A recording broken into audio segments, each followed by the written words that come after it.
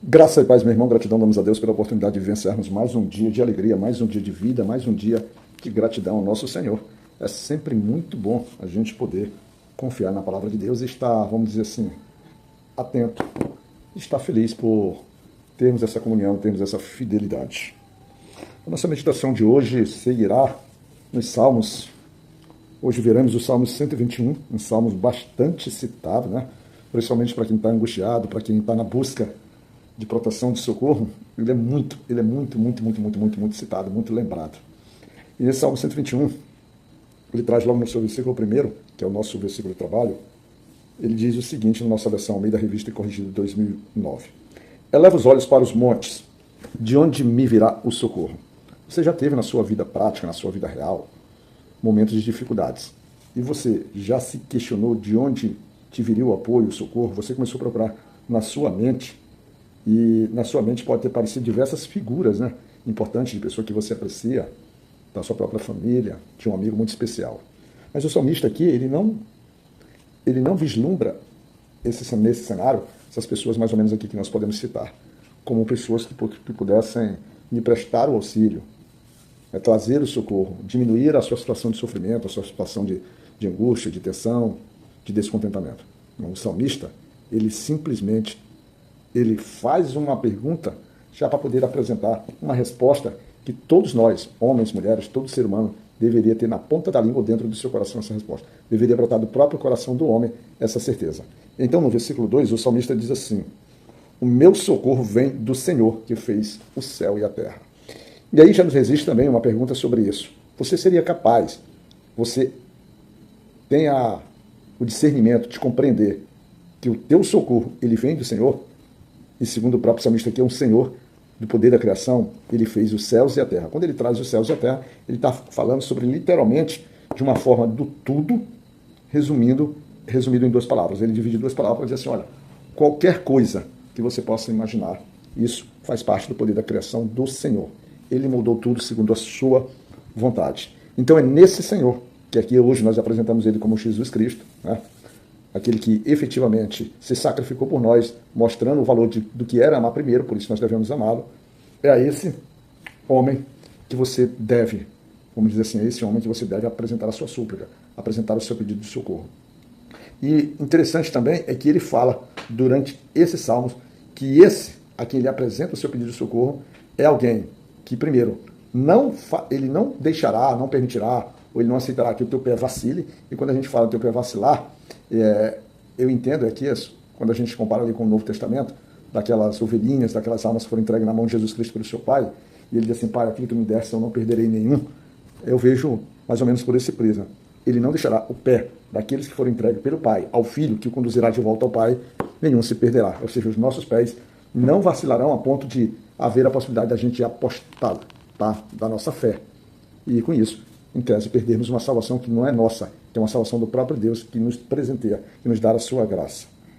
E esse, que tem esse poder para tudo, o salmista recorre a ele, porque tanto faz de dia ou de noite, ele diz assim, que ele não toscaneja e ele não dorme, chamado ele como um guarda de Israel, por estar sempre vigilante sobre o seu povo, sobre as necessidades da sua vida.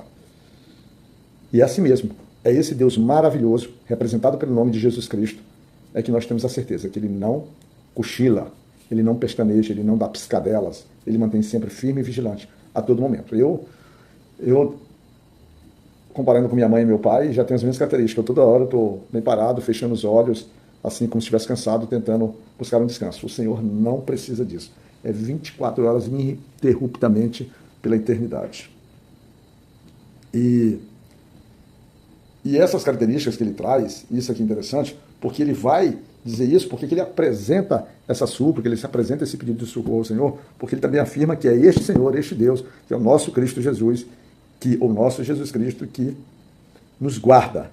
É ele. E ele produz uma sombra que é capaz de nos abrigar para nos trazer segurança. E essa sombra nos protegerá contra aquilo que é preparado pelos maus homens sobre o sol e sobre a lua. Ou seja, ele vai proteger. É importante também a gente entender que no contexto desses salmos aqui, que ele é considerado salmo de ramagem, já vem do salmo anterior, ele traz um Senhor vigilante. Ele traz um Senhor vigilante porque ele tem o seu povo, o povo israelita, eles peregrinam para que possam se dirigir à cidade de Jerusalém, ao templo ali, para que eles apresentem o louvor e a adoração e os seus sacrifícios. Então é importante que esses homens que estão ali com o coração voltado para ir buscar no Senhor, para ir buscar no Senhor a sua celebração, o seu momento de comunhão, eles tenham desse próprio Deus, desse Deus que eles adoram, desse Deus que eles temem, a proteção contra os homens perversos, já que a região era tomada principalmente por assaltantes.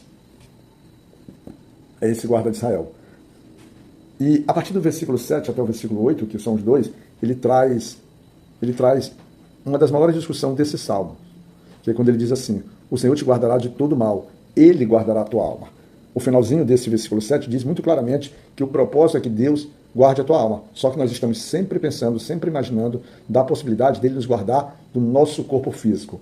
Os Salmos não diz que o Senhor não nos guardará das nossas necessidades físicas, contra a dor, contra o ataque, não. É possível, porque a expressão todo mal, ela eleva em todas as categorias. Mas nós temos que prever que na nossa vida prática, você ao seu redor e eu ao meu redor, nós vemos diversas cenas, diversos acontecimentos, mesmo entre os crentes, não diferenciando na forma que acontece em relação aos homens ímpios, que essa de todo mal, ele vislumbra muito mais a questão espiritual da própria alma, como está escrito no final ali, que guardará a tua alma, do que efetivamente o teu corpo físico. Teu corpo físico, meu irmão, ainda estará sujeito aos açoites. Por que ele estará sujeito? Porque esse crente ainda vive num mundo que é fruto do pecado. A terra ainda geme nesse sentido. Os corações dos homens ainda são movimentados para essa seara. Então, a dor, o sofrimento, as angústias, às vezes assaltos, tudo isso, ainda estaremos sujeitos. Mas é bem verdade que, estando no Senhor, nós estaremos guardados, nós estaremos protegidos, nós estaremos num nível diferente, mesmo que essas coisas venham a acontecer. Quando a gente vai lá, por exemplo, lá em Romanos capítulo 5, ali do versículo 3,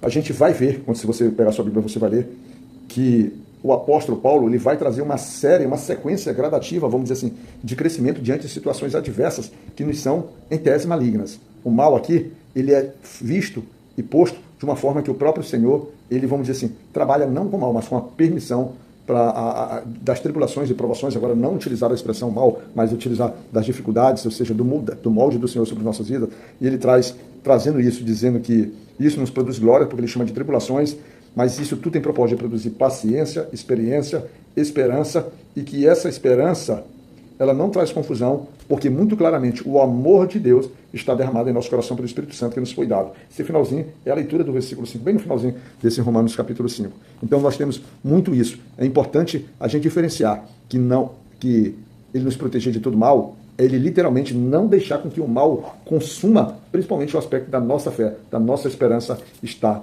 em Cristo.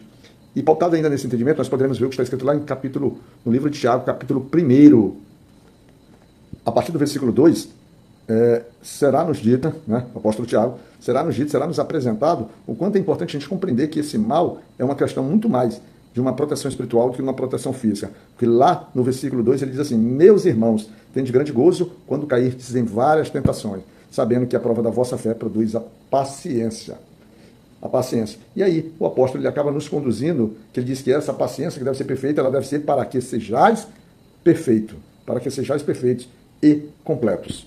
E isso só se dá quando a gente efetivamente está sob a proteção de todo o mal que o Senhor pode nos livrar, e que ele diz muito claramente na sua condução da sua mensagem aqui pelo salmista, quando ele diz que essa proteção que ele dá, chamando de entrada e saída, já que nós estamos falando de um salmo de peregrinação, dessa movimentação, ela é feita. Essa produção, dessa perfeição em que nós estamos sendo preparados, que é desde agora e para sempre, tá bom? Fica na graça de Deus Pai Todo-Poderoso e Misericordioso, que o Senhor possa abençoar tua vida e que, de fato, o Senhor te proteja de todo mal, irmão. Que o Senhor nos guarde.